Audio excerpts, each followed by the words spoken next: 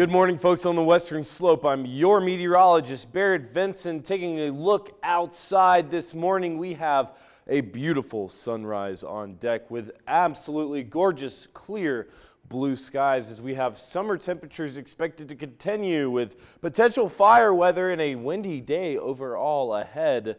Now this morning we're starting at 65 degrees here in Grand Junction with that 13-mile-an-hour wind. Really nice conditions starting out this morning. Winds are moving at 13 miles an hour here in Grand Junction.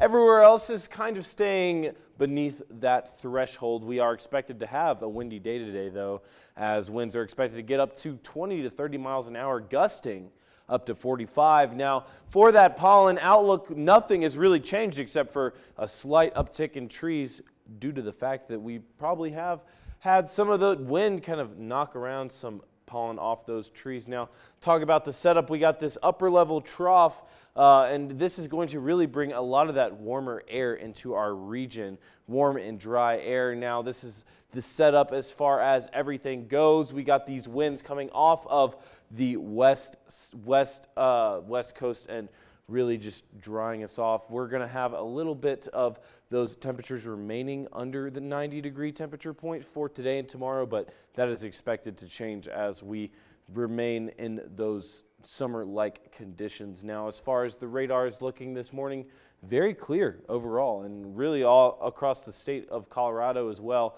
Now, as far as those fire weather hazards are going to look, we got low levels fuels being cured. Warmer temperatures cause those fuels to get closer to that ignition point, and then high wind speeds can actually spread that fire. Now, as far as those areas under that red flag warning, mostly on the western side of Colorado this morning, and those fire safety tips, obey all local fire restrictions and keep vehicles off of the dry grass. Avoid equipment that can create sparks, so maybe tighten up those trailer chains and properly dispose of cigarettes.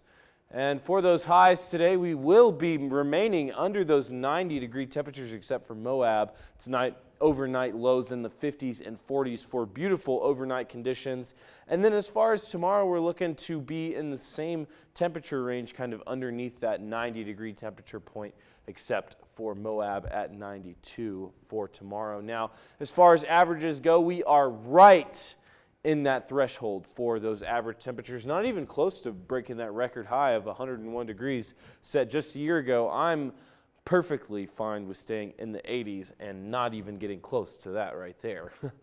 Now, for that extended forecast, though, we will be staying in the 80s for today and tomorrow, and then right after then, look at those temperatures. Remaining in the 90s, mid-90s, possible of even getting up in those upper 90s for next week. Montrose, same thing as well, in the 80s for today and tomorrow, warming up after that into the early work week for warm temperatures on the way.